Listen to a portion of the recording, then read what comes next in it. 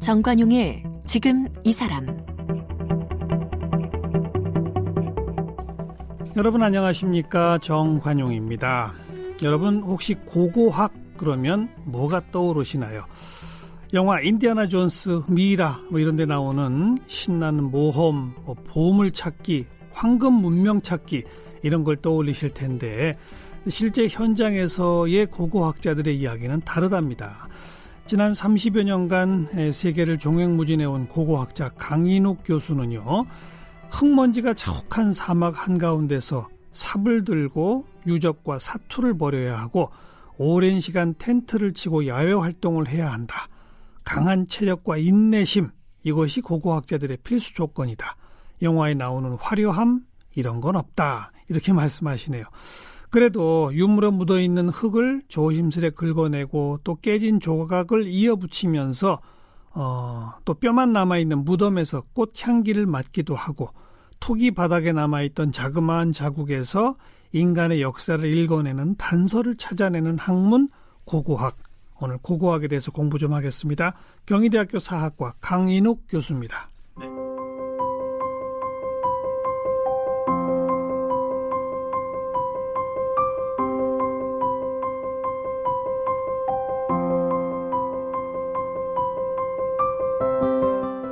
강인욱 교수는 서울대 고고미술사학과를 졸업했고 같은 대학에서 석사학위를 받았습니다. 이후 유학을 떠나 러시아 과학원 시베리아 분소 고고민족학연구소에서 박사학위를 받았습니다. 초등학교 때부터 고고학자를 꿈꾸며 살아왔고 지금도 경희대 사학과 교수로 근무하면서 고고학을 강의하고 있습니다. 시베리아를 중심으로 매년 러시아, 몽골, 중앙아시아 등을 다니며 새로운 자료를 조사하고 있고요. 여러 언론의 칼럼을 다수 연재하면서 고고학의 진짜 매력을 대중에게 널리 알리고자 힘쓰고 있습니다. 주요 저서로는 유라시아 역사기행, 진실은 유물에 있다, 북방 고고학개론 등이 있습니다. 네, 고고학자 경희대학교 사학과 강인욱 교수 어서 오십시오. 네, 안녕하십니까. 경희대 사학과의 강인욱입니다. 네, 인디아나 존스 같은 고고학자도 있어요? 지금은 없죠. 그렇게 했다가 다 현행범으로 걸리는데요. 예. 그렇죠. 현행범으로 걸리죠. 하다못해 싸움 주먹질만 해도 잡혀 들어가고요. 심지어는 이 사람이 훔쳐가는 폭파시키는 깨부수는 모든 게 맞아요. 자기 나라도 아니고 다른 나라도 그렇죠. 아닙니까? 예. 그것도 몰래 들어가서. 꿈도 꿀 수 없는 신고도 내용이죠. 안 하고. 예. 예. 그럼 진짜 고고학자들은 뭐 합니까? 대부분의 고고학자들은요, 이제 그러니까 현장에서 땅을 파면서 하나하나 토기 조각 하나들을 다 건져내고요. 하나하나의 모든 것들을 기록하고 정리하고 박물관에다가 놓고 또 과거 사람들의 그 모습들을 밝혀내는 것을 주 목적으로 하고 있습니다. 그렇죠. 네. 연구 대상은 무궁무진하다고 봐야죠. 고고학의 연구 대상은. 예, 그러니까 가장 많이 오해하는 게요. 공룡뼈를 찾냐고 많이들 오해하는데요. 공룡뼈는 제외합니다. 왜냐하면은 고생물학이죠. 그렇죠. 예. 저희의 범위는요. 사람이 살아있는 모든 시간을 포괄합니다. 예. 처음 인간이 출현하고요. 그 다음에 대상은 주로 땅속을 하지만요. 바닷속도 합니다. 네, 그리고 아마 몰라요. 앞으로 된다면 나중에 또 달나라 가서 처음 달나라 밟았었던 흔적도 연구할 수 있겠죠. 예. 그러니까 모든 인간의 자취가 있는 시간과 공간이 고고학의 연구 대상입니다. 그렇죠. 근데 이제 문헌이 남아있고 이런 거는 다른 학문들이 많이 하니까 네. 그 문헌이 나오기 전 단계의 것은 고고학이 할 수밖에 없는 거네요. 예, 사실은 이제 주로 문헌이 없는 곳은 100% 고고학이 다 하지만은요, 또 문헌이 있다고 해도 고고학은 참 중요합니다. 왜냐하면은 예컨대, 조선시대에 청계천을 발굴했을 때요, 청계천에 대한 많은 기록이 있겠지만 그것과 관계없이 거기서 출토되는 다양한 유물들은 또 역사가 보여주지 못하는 다양한 모습들을 보여줍니다. 예. 아까 주로는 땅속, 바닷속도 한다고 했습니다만 땅속이라고 표현하셨는데 그 이유는 이 지하층으로 내려가면 내려갈수록 수천 년, 수만 년 된 오래전이 그게 지표면이었었죠. 예, 옛날에는. 그렇습니다. 예. 이거 우선 이 청취자분들한테 머릿속에 개념을 좀 그려봐 주세요. 예, 그러니까 이게 지층이라고 하는데요. 시간이 쌓이면 쌓일수록 이 흙이 덮여갑니다. 그래서 맨 밑에 갈수록 그 연대가 오래된 거게 그렇죠, 되겠죠. 그렇죠. 예. 그런데 그럼 땅 속에 있는 걸 제가 어떻게 그 판단하냐? 예. 땅 속에 있는 것들이 그 자연적인 작용으로 예컨대 나무 뿌리가 뽑혀 올라온다든지 아니면 이렇게 홍수가 난다든지 해서요. 흙이 이렇게 허물어집니다. 뒤집어질 수가 있죠. 예. 그러면서 그 밑에 있는 그 자잘한 유물들 미세한 한 토기표 한두 개가 땅 겉에 보이는 거죠. 예. 그것으로 유적을 판단합니다. 네, 네. 그럼 우리 이 인간이 등장을 해서 그 다음에 도시를 만들고 뭐 이러면서부터는 흙이 안 쌓이잖아요. 하지만 흙이 좀 결국은 쌓이기도 하고요. 그러니까 퇴적이 안 되면은 그 대부분 어떤 경우는 그냥 이 지상에 보이는 것도 있습니다. 그러니까요. 예, 뭐 이집트의 피라미드라든지요. 사막에서 보이는 고대 도시 유적 같은 경우는 운 좋게 남아 있기도 합니다. 그러니까 피라미드처럼 뭐 수천 년 이상 됐지만 그게 흙에 쌓이면 다른 사람들이 다 보이니까 가서 또 치우는 거잖아요. 이렇게 네. 인위적으로 그렇죠. 보존하면서 네. 그런 것들은 훨씬 연구하기도 쉽겠네요. 그만큼 이제 연구하기 쉽지만 또 그만큼 또 다른 그 도굴의 위험도 많은 거죠. 예컨대 우리나라 같은 경우도 식민지 시절이 되었을 때 일제강점기 때 현재 우리가 보이고 있는 겉에 나와 있는 대부분의 고분들은 그때 다 이미 도굴이 됐습니다. 신라의 대릉원에 있는 고분들 제외하고는요. 예. 지나가다 고분 보이지 않습니까? 예. 뭐 가야 고분이나 거의 100% 도굴되었고요. 아주 예외적으로 도굴되지 않은 것이 나오는 겁니다. 그러니까 차라리 저는 잘 보이고 뭔가 그럴듯해 보이는 것은 오히려 비극적인 그러한 그러네요. 결말을 맞죠. 네. 근데 어떻게 그 신라의 그 많은 그쪽은 그나마 도굴에서 지킬 수 있었어요? 그거는 여러 가지 요인인데요. 가장 큰 게 운 좋게도요. 보통 고분은 마을 근처가 아니라 산속이나 딴 데 숨어 있는데 네. 경주의 고분은 경주시 읍내에 있습니다. 그렇죠. 게다가 경주 시민들이 다 보고 있는데 어떤 도굴꾼이 그걸 파겠습니까? 몰래 가서 숨치기가 어려웠다. 몰래 하루 몇 달을 파야 되는데 네. 그걸 누가 경주 시민들이 그걸 가만 보겠습니까? 다행이네요. 그거는 우리 경주 시민들의 큰 자랑이고 또한 이 신라의 고분은 정말 큰 우리로서는 그 다행입니다. 고고학자들은 네. 그런 걸 딱 보면 네. 무조건 파고 싶어요? 절대 안 그렇습니다. 가장 좋은 거는 파지 않고 아는 것이 제일 좋고요. 근데 안 파고 어떻게 알아요? 그러니까 너는 이걸 외과 수술에 비교할 수 있어요. 수술할 때 가장 조금만 그 자국을 내고 속에 있는 것을 꺼내오는 게 제일 좋잖아요. 그렇죠. 예, 그러니까는 파괴를 최소화하고 그 대신에 그 결과를 많이 하고요. 가급적이면 미래의 고고학자들에게 남겨줘야 됩니다. 근데 그 욕구라는 게 있잖아. 연구하고 싶은 욕망. 그렇죠. 그거 어떻게 참을 수 있어요? 그거를 욕구를 마음 놓고 발산할 경우에는 두고두고 비판받고 결국 끝이 안 좋다는 걸 알고 있습니다. 저희는. 네. 저희도 한국도 참 그러한 일이 많거든요. 예. 과욕을 부리는데, 그러니까는 뭐 아까 일제 때 얘기했습니다마는 일제 강점기 때 한국에 있는 수많은 그 고분들이 도굴되고 발굴됐거든요. 일본 그 학자들이, 어용학자들이. 근데 놀랍게도 일본 어용학자들은 자기 나라, 일본에 있는 전방 후원분이나 일본의 그 천황들의 무덤은 손도 안 댔어요. 그러니까 그런 식으로 남의 무덤을 파헤치는. 자기네 유물과 자기네 고분은 보존해야 한다는 걸 알면서 이제 파괴하면서 자기네 고고학 공부하고 한국 보물도 자기네들이 가져간다는 것으로 엄청나게 많은 고분들을 그냥 파헤치다시피 해서 그래서 지금도 일본 가면은 한국 유물이 그렇게 많지 않습니까? 고고학 연구한다는 것 자체는 유물을 안 파괴할 수는 없는 거군요. 예, 그러니까 파괴 학문입니다. 예, 그러니까 이게 저희가 이제 흔히들 딜레마네요, 보면은 딜레마. 예, 박물관에 가서 보시면은 수많은 유물들이 있습니다. 예. 거기 있다는 거는 이미 그 유적은 파괴되고 없다는 뜻입니다. 예. 이 교수님께서 쓰신 책의 소챕터들을 보면 그런 표현이 딱 그래서 나오는군요. 고고학을 꽃피우게 한 제국주의. 예, 그 저희의 가장 큰 어두운 면이고요. 남의 나라 식민지 침탈하면 거기는 그냥 마구 파헤쳐 버리는군요. 그렇죠. 왜냐하면 이게 자기네 땅이 된 거니까 가장 먼저 값진 것부터 빼돌려야 되지 않습니까? 그러니까요. 예. 그래서 이제 제가 제국주의 국가랑 식민지였던 나라의 차이는 무엇이냐 간단한 방법이 있습니다. 그 나라 박물관에 가서 네. 이집트 미이라가 있으면 대부분 그 나라는 제국주의죠. 예.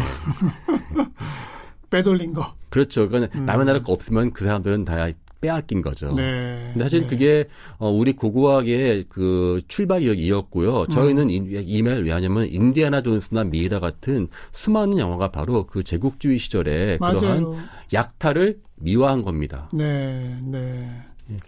뭐 그쪽 사람들은 자랑할 수 있겠지만 저희는 약탈을 당한 사람들이거든요. 저희가 박수 치면서 본다는 것은 정말 저는 분노할 수밖에 없죠. 실제로 인디아나 존스는 2차 세계대전이 시대 배경이기도 하고 네. 막 그런 식이었었지 않습니까, 영화가? 예, 거기 보면은 이제 2차 대전 그 전부터 그때까지인데, 그러니까요. 예, 그때는 경쟁적으로 네. 다른 나라 인물을 더 많이 가지고 간 나라가 더 국력이 강한 서로 경쟁하던 시절이었지 않습니까? 게다가 전쟁이 벌어지고 전쟁이 막바지에 가면서는 네. 이번 기회 놓치면 안 돼. 그냥 그렇죠. 무조건 막 이런 것들이 나오잖아요. 또 실제 그거는 물론 그 영화는 영화지만은요 비슷한 이야기가 많은 게 예컨대 그 트로이족을 발굴했었던 슐리만이라는 사람의 황금 유물들이 원래 독일에 있었거든요.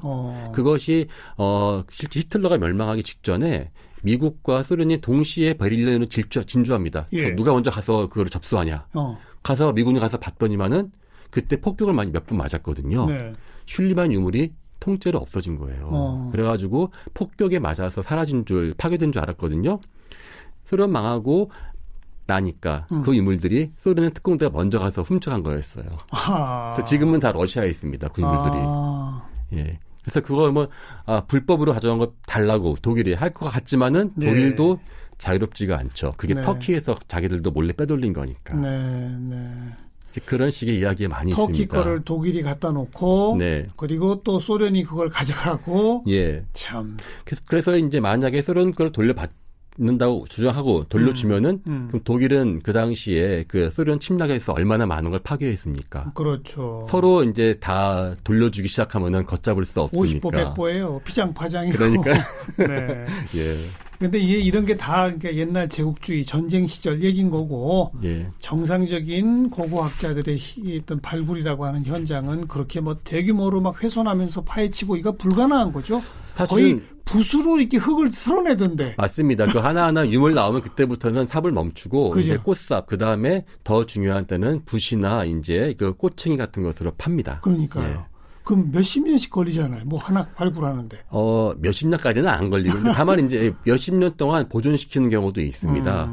예컨대 우리나라 신안 앞바다에서 발견된 배 있지 않습니까? 배는 그 목재를 보존시키기 위해서 약 30년간 그 보존 용액에 담가놔서 그걸 한 경우도 있습니다. 하지만 발굴 자체는 그렇게 오래 가지는 않고요. 왜냐면은 현장에서 이렇게 공기에 노출시켜가지고 오래 있으면은 안 좋거든요.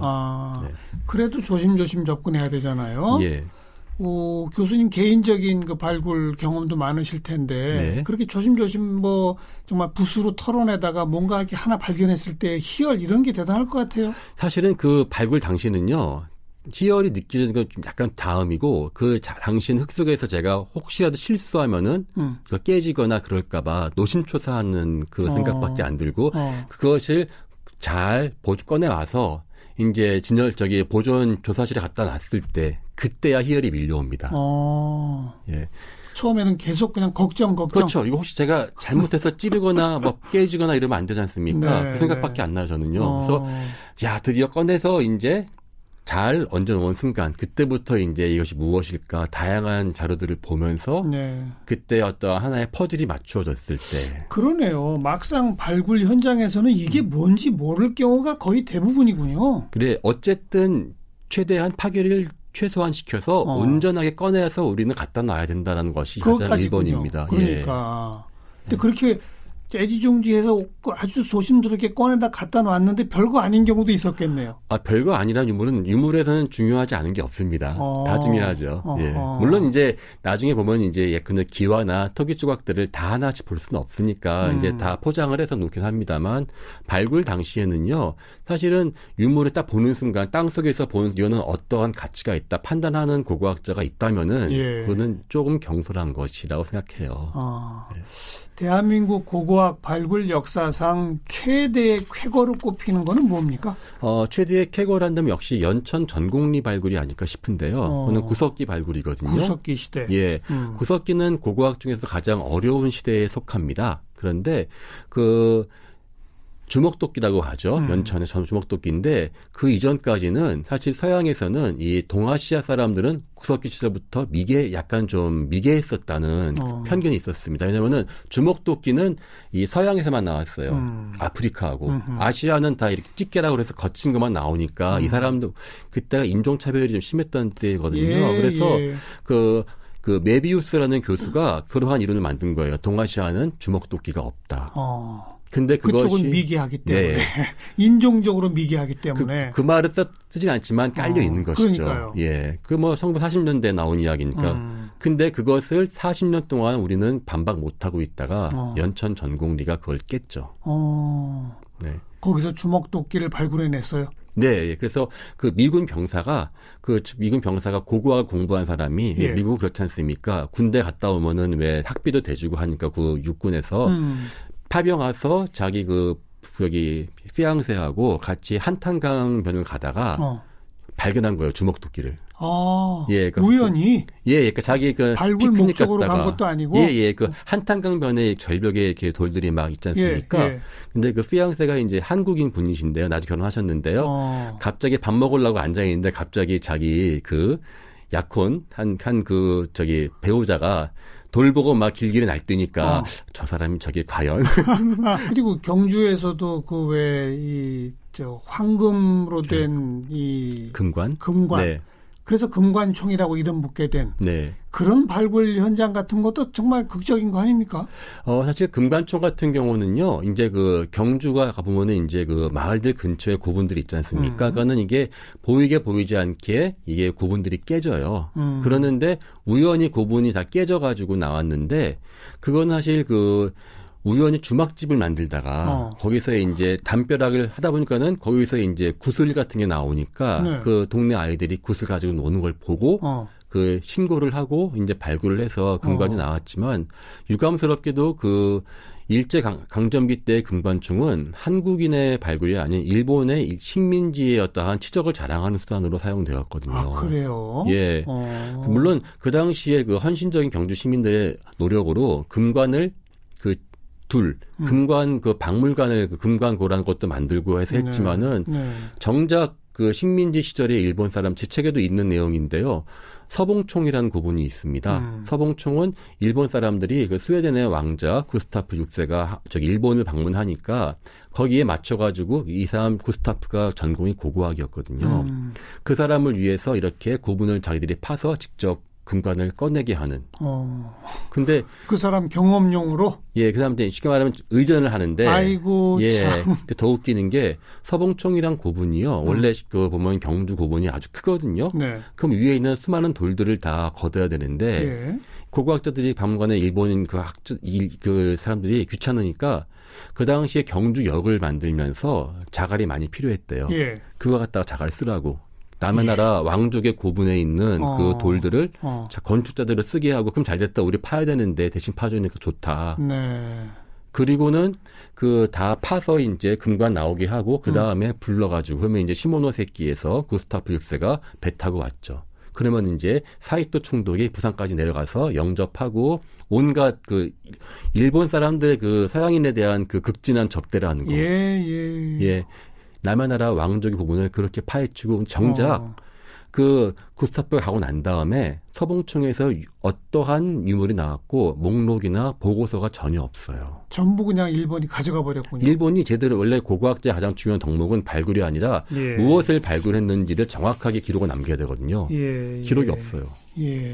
아무도 몰라요. 그러네요. 근데 지금 오늘 쭉 얘기 나누다 보니까 고고학 발굴 대상의 거의 대부분은 무덤인가요? 사실은 무덤이 가장 온전한 유물이 많이 있습니다. 그렇기 때문에 이제 많이 있지만은 사실은 꼭 무덤에 한정되지는 않고요. 과거에 사람이 살았던 모든 흔적이 다 유적이죠. 도시 유적 이런 것들. 폼페이 유적 이런 것들. 그렇죠? 화산 폭발로 모두 다 이게 땅에 묻혀 있는데 다 발굴됐잖아요. 폼페이는 정말 드문 케이스죠. 그렇죠. 제 생각에는 아마 몇천 년 뒤에는 아마 그런 식의 폼페이 아마 제2의 폼페이가 또 있을 겁니다. 어디서요? 후쿠시마. 아, 지금은 그게 최악의 그러한 그 지역이지만 그때 예. 덮여버린 마을들 손도 안 대고 나왔다고 하지 않습니까? 그렇죠. 아마 그때 나중에 되면 그런 식이 되겠죠. 예, 참 예. 고고학 역설인 게요. 다른 사람의 비극이 고고학자에게는 좋은 자료가 된다는 거죠. 또 그렇게 조심조심해서 뭐 토기나 금관 이런 거를 다 하기도 네. 하지만 그걸 통해서 수천 년, 수만 년 전에 뭐 식생활 이런 네. 것까지 알게 됩니까? 사실은 그게 저희 고고학자들은요 가장 첨단의 학문입니다. 왜냐하면은 옛날에는 찌꺼기 같은 게 제가 대학 때만 해도요 토기 발굴하면은요 토기가 내가 밥 먹었었던 그런 그릇 아닙니까? 네. 그 안에 있는 흙들을 다 저희가 물에 씻어서 칫솔로 문질러서 지워 없앴거든요. 네. 지금은 과학이 발달돼 가지고요 거기서 전분이나 각종 음식물 찌꺼기를 갖다가 분석하는 기술이 개발됐어요. 토기에 담겨져 있던. 예. 오. 그러면 이 사람들이 그 당시에 무엇을 먹었나? 아니 수천 년 지나도 그게 남아 있어요. 이제 그게 이제 다 남지는 않고요. 수천 년 지나도 남아 있는 부분들이 있습니다. 아. 예. 근데 뭐 규소체라고 해가지고요. 식물에서는 잘 그러니까 없어지지 않는 게 있고요. 예. 또 동물뼈도 있고요. 예. 그래요. 그러니까 그것은 제가 아까 처음 말했던 것처럼 발굴을 많이 안 하는 게 좋다는 게 아무리 제가 지금 열심히 해도 100년 뒤에 200년 뒤에 더 기술이 좋아지고 난 다음에 발굴했을 때랑 비교할 수가 없다는 거죠. 그러네요. 예. 당장 교수님 학생 시절만 해도 없었던 것을 지금 적용하는 기술이 많으니까 앞으로 더 많아지겠죠. 당연하네요. 예. 근데 이미 현재까지 개발된 기술만으로 보니까 뭐 교수님 책에 보면은 네. 술, 신이 허락한 음료 이런 네. 챕터가 있어요. 네. 그다음에 뭐 중국 황제도 반한 고조선의 젓갈 네. 이런 게 있습니다. 네. 술을 언제부터 마셨는지 술은 고조선 네. 시대에 젓갈을 뭘 먹었는지 이런 걸 알 수 있다고요? 사실은 먼저 술은요 한 9,000년 전에 이 막걸리 같은 게 나오고요. 한 5,000년쯤 전에 실크로 따라서 중국으로 보리가 오는데 보리가 올 때 이제 같이 맥주를 만들었었던 흔적이 최근에 발견이 되었습니다. 그러니까 아마 제 생각에는 더 연대가 올라갈 거예요. 다만 남아 발견되고 있는 게 계속 올라가고 있죠. 예. 그 다음에 이제 고조선의 젓갈 같은 경우는요, 우리가 보통 그 조개무지라고 이야기, 패총. 패총, 예. 조개 껍데기 예. 함께 버려놓은데 가면 생선뼈들이 많이 나오는데요. 예. 거기서 실제로 젓갈을 만들어 먹었었던 흔적들이 가끔씩 나옵니다. 그래서 이게 물론 젓갈 만들었던 흔적은 일본에서 패총에서 발견된 적이 있는데요. 근데 그게 젓갈인지 아닌지를 어떻게 알아요? 그러니까 이게 다양한 한 만 마리 이상 되는 자잘한 멸치 같은 그 생선이 같이 뭉쳐서 나왔거든요. 한 덩어리도. 근데 그거는 큰 생선이 먹었을 경우에는 소화가 돼도 그만큼의 그 많은 양이 한 뱃속에 들어갈 리가 없잖아요. 그러니까는 그 까나리 액젓 만들듯이 이렇게 생선뼈는 남겨두고 그 액젓만 떨어지게 해서 만들었던 흔적이 이제 발견된 적이 있죠. 그래요. 예. 또 뭐 4,000년 전에는 마약이 감기약이었다? 사실은 우리나라가 알고 있는 대부분 마약이라는 것이요. 원래는 약이었거든요. 그래서 옛날에 한번 저희 왜 그 감기약 센 거 먹으면 운전하지 말라고 그랬거든요. 잠 온다고. 그게 이제 그 에페드린이라는 성분인데요. 에페드린이 이제 그 졸음도 오게 하고 하지만은 환각도 일으키지만은 또 하나 좋은 그 약재가 이 기관지를 넓혀주고 진해 거담을 합니다. 예. 그래서 실크로드에서 사막에 살던 사람들이 무덤을 발굴했더니만 거기에서 사람들 바로 그 옷 속에 마황의 에페드린 성분이지 않습니까? 그 마황이 꼭 같이 나왔어요. 이게 자기 가정 상비약이었던 거였죠. 상비약으로. 왜냐하면은 맨날 바람 불죠. 그러면은 하루 종일 그을음 많은 불 피워놓는 천막 안에 있으니까 기관지가 안 좋을 수밖에 없잖아요. 네. 고고학이 제일 먼저 발전된 곳은 어디예요? 영국입니까? 예, 영국입니다. 그죠? 예. 그게 이제 보통 서양인데요. 기본적으로 옛날 것을 연구한다는 것은요, 동서양 공통입니다. 다만 근대 학문으로 발전한 것은 영국인데, 생각해 보면은요, 그 공자님 있지 않습니까? 공자님도 일종의 고고학적인 생각을 했었어요. 그래요? 왜냐면은 그 당시에 이미 예와 의가 이미 땅에 떨어졌다. 그래서 이제 당신은 주나라의 것을 알고 싶어 했지 않습니까? 실제로 해서 뭐 옛날 무덤들을 어떻게 하면은 똑같이 따라 할 것인가. 결국 그게 고고학이거든요. 그래서 옛날 것을 계속 유물들을 보면서 한다. 똑같은 이야기가 서양도요. 르네상스 때 암흑기가 지나고 다시 인문주의가 나오면서 그리스와 로마의 유물들을 다시 끄집어내서 보면서 다시 자신들의 어떠한 열망들을 불태웠거든요. 네. 근데 이제 식민지를 많이 이제 차지하는 그러한 나라들이 경쟁적으로 고국가 발전시켰기 첫 번째가 때문에 영국이죠. 영국과 프랑스 뭐 해가 이런데 지지 않는 나라 영국 이러면서 전 예. 세계의 유물을 약탈하다가 그렇게 된 거로군요. 예.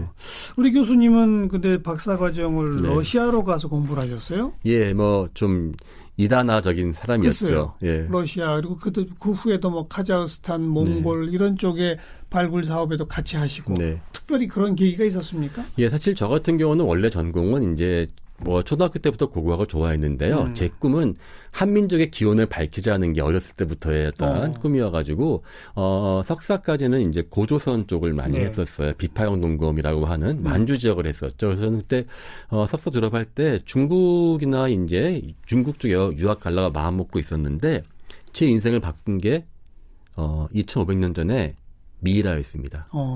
그때 한국에서 알타이에서 온 미이라 특별전을 했었어요. 예. 그때 발굴하신 분이 예. 한국에 와서 특별 강연을 했는데 예. 그분이 때마침 제 지도 교수님과 친하셨거든요. 예, 예. 그래서 같이 이야기를 하다가 제가 이 만주를 한다고 하니까 그러면 조금 더 넓혀서 시베리아까지 해봐라라고 저를 권유했죠. 그래서 그때 한국에 오신 바로 그분이 저의 이제 평생 은사님이 되셨고요. 그러니까 저는 러시아라고 하지만은 엄밀히 말하면 저는 러시아를 모스크바에 관심 있는 것이 아니라 아시아의 북쪽으로서가 관심이 있었던 시베리아 거예요. 지역. 예, 바로 우리가 맨날 북방이라고 이야기하지 않습니까? 근데 네. 북방의 대부분은 지금 이 몽골도 그렇고요. 카자흐스탄들부터 시작해서 사할린 전체가 러시아어로 되어 있습니다. 모든 자료가. 그러니까는 그 러시아어를 모르고 하면은 아무것도 북방을 접근할 수가 없었죠. 네. 예. 네. 그런 연구도 결국은 우리 한민족의 기원을 밝히는 연구로 이어지겠네요. 예, 그러니까 그게 처음에는 목표가 되겠네요. 막연하게 어디선가 우리가 왔을 거로 생각했었는데요. 현재 공부하면 공부할수록 엄청난 사람이 많이 왔던 것이 아니라 우리는 네트워크를 형성해서 그렇죠. 그들과 교류하면서 뭐 사람들이 오기도 하고 우리도 가기도 했었죠. 예. 그러한 일련의 과정, 우리가 섬처럼 떨어져 있는 반도가 아니라 유라시아의 일부였었다는 것을 지금 계속 밝혀지고 있고요. 또 그것이 제 인생의 어떻게 보면 목표로 바뀌고 있습니다. 그게 우리 한민족 기원 시절 때부터 그렇게 됐다. 예, 그렇습니다. 문명 교류의 역사는 거기로 거슬러 올라간다. 예, 아마 후기 구석기 시대부터요. 네. 그때부터 이미 사람들은 서로 다양하게 이제 그 기후의 변화에 따라서 왔다 갔다 하기도 하고요. 뭐 시베리아에서 신대륙으로 넘어갈 정도의 사람들의 어떠한 그 교류의 폭이 넓기 때문에 예. 한반도도 예외는 아니었을 겁니다. 예. 알겠습니다. 오늘 고고학의 진짜 매력에 대한 재미난 공부를 해봤네요. 경희대학교 사학과 강인욱 교수였습니다. 고맙습니다. 감사합니다.